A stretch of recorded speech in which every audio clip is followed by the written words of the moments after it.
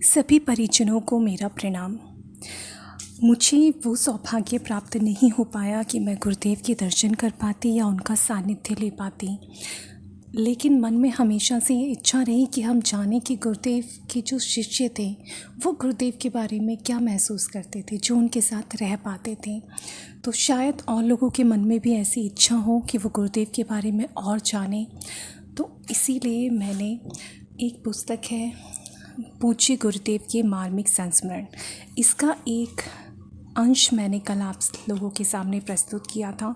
उसी में आगे आज एक दूसरा अंश है, पुत्र की आयु बढ़ाई। चलिए सुनते हैं। हमारे मिल पर मोहनलाल दलाल दलाली का काम करता था। उसका 1 वर्ष का लड़का था। उसका स्वर्गवास हो गया। हमने जब यह शोक समाचार सुना तो उसके पास उसे सांत्वना देने गए। उसने कहा, मैं कहाँ तक हिम्मत करूं, अब मेरी हिम्मत टूट गई है, मैं तो प्राण त्याग ही करूँगा। उसने कहा, मेरे 3 पुत्र हुए 1 वर्ष के भीतर ही जन्म लेते और चले जाते हैं। सुनकर हमको भी बड़ा दुख हुआ। हमने उससे कहा कि अब की बार तेरे लड़का ही होगा और वह लड़का पूर्ण आयु का होगा। उसके जन्म के समय हम गायत्री यज्ञ करा देंगे और उसी में उसका नामकरण संस्कार करा देंगे। उसको सांत्वना देकर हम चले आए। उसके बाद उसके यहाँ फिर लड़के का जन्म हुआ।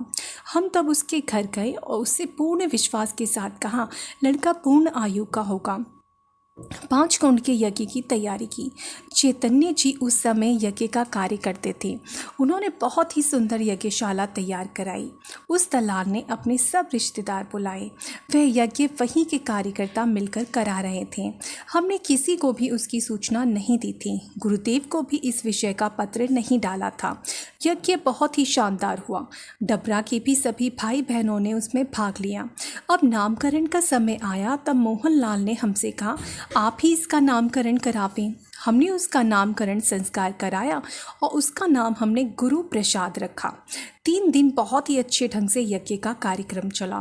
चौथे दिन पूर्ण आहुति थी। यज्ञ कार्यक्रम सुंदर चला। पूर्णाहुति हो गई तब सभी बहन भाई यज्ञशाला की परिक्रमा लगा रहे थे। यज्ञ रूप प्रभु हमारे की ध्वनि चल रही थी। ना मालूम कहाँ से यज्ञशाला में यकायक आग लग गई। यज्ञशाला को साड़ियों से सजाया था। बहुत सामान था। थोड़ी देर में आग ने यज्ञशाला भस्म कर दी। हम भी देख रहे थे। परम पूज्य गुरुदेव गायत्री माता का चित्र था। उस पर आंच नहीं आई। हजारों भाई बहन थे।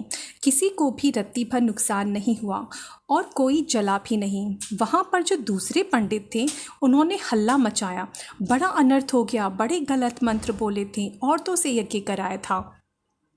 चारों तरफ हाहाकार मच गया। वहाँ पर जितनी उसके नातेदार रिश्तेदार थे, सभी बहन भाइयों की आंखों में आंसू थे। सब रोने लगे। चारों तरफ रोने की आवाज़ थी। हमारे दिल को भी बहुत धक्का लगा कि यह क्या हो गया। हम भी पछताने लगे। एकदम हमको हिम्मत आई और वहाँ माइक लगा था। उस पर जाकर हमने कहा, भाइयों बहनों, यह यज्ञ हमारे कहने से हुआ है। इसका जो भी दंड हो हमको मिले और लाभ हो तो उसका लाभ भी यज्ञ करने वालों को मिले। बहुत समझाने पर काफ़ी देर बाद रोना पीटना बंद हुआ। हम मिल उद्योग के प्रेसिडेंट थे, इसलिए हमसे किसी ने भी कुछ नहीं कहा, परंतु दिल में हमारी घबराहट ही रही। दूसरा ही हमारी जगह होता तो उसका बुरा हाल होता। हमको रात भर नींद नहीं आई। सुबह जब हम स्नान कर ऑफिस में गए तो हमारी मेज पर पोस्टमैन डाक रख गया। उसमें सबसे ऊपर एक अंतर्देशीय पत्र था। वह गुरुदेव के हाथ का लिखा हुआ था। हमने उसको खोला और पढ़ा। जिस दिन आग लगी थी उसके 1 दिन पहले पत्र गुरुदेव ने लिखा था। सुबह साधना के समय अपनी उपासना करने के तुरंत बाद ही गुरुवर ने यह पत्र हमको लिखा था। उसमें गुरुदेव ने लिखा था कि बेटा, तुम एक आदमी से ऐसे कह दोगे कि तुम्हारे अब की बार लड़का होगा, पूर्ण आयु का होगा। उस भाई के पूर्व जन्म के कर्म ऐसे हैं कि उसके लड़का पूर्ण आयु का होगा ही नहीं। इस लड़की की आयु भी बहुत कम थी, लेकिन तुमने उसको विश्वास दिलाया कि यज्ञ करो गायत्री माता और यज्ञ भगवान के आशीर्वाद से लड़का पूर्ण आयु का होगा। बेटा, इस यज्ञ में आग लगेगी और बहुत ही रोना पीटना होगा। तुमको भी चिंता लग जाएगी। तुम तो चिंता नहीं करना। आग लगने से यज्ञ पिता और गायत्री माता ने लड़के की आयु बढ़ा दी है, क्योंकि इसकी आयु थी ही नहीं। यूँ इस घर में अशुभ कार्य होने वाला था, उसको गायत्री माता और यज्ञ भगवान ने अपने ऊपर ले लिया और उस लड़के की आयु बढ़ा दी है। जो इस घर में रोना पीटना उसकी मृत्यु पे होने वाला था, वह इस यज्ञ में ही हो जाएगा। तुम चिंता मत करना, लड़के की आयु बढ़ा दी है।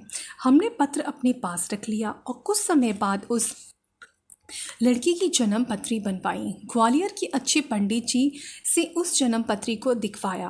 वह दलाल भी हमारे साथ था। पंडित जी ने कहा, इस लड़की की आयु बहुत ही कम है। हमने पत्र पढ़कर सोचा, जब हमने गुरुदेव को पत्र नहीं दिया, गुरुदेव को कैसे पता चला? हमारे दिमाग में आया कि साधना में भी ऐसी शक्ति मौजूद है कि वह साधक को घटित होने वाली घटना का एहसास मीलों दूर होने पर भी करा सकती है। अब हमारा विश्वास गुरुदेव के प्रति और भी अधिक बढ़ गया। हमने सोचा कि गुरुदेव त्रिकालदर्शी महापुरुष हैं। हम इस किस्से को दूसरे भाई बहनों को सुनाते थे, तब उनको बड़ा अचरज होता था। जय गुरुदेव।